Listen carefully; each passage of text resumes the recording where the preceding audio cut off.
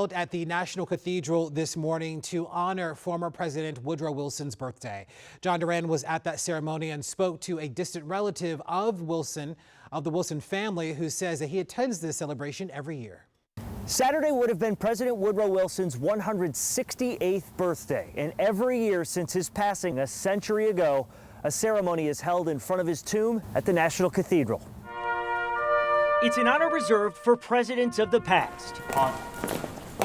Each branch of the military on hand to remember the only president laid to rest here. So by executive order, there's a wreath laid at every president's grave on the occasion of their birthday. And so in the National Capital Region, Woodrow Wilson is buried here in the Washington National Cathedral. A president who led the United States into the First World War and encouraged Congress to pass the 19th Amendment, giving women the right to vote. You know, to sort of get to a point where you kind of forget about the people from the past, particularly, 100 years ago.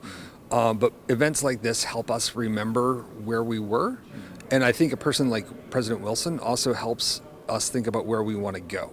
Saturday also marks the 63rd anniversary of First Lady Edith Wilson's passing, and her family made sure she was included in the ceremony. It occurred to me that Edith was important, certainly, in his life, but the irony that she died on Woodrow Wilson's birthday, that it would be nice to have some celebration for her.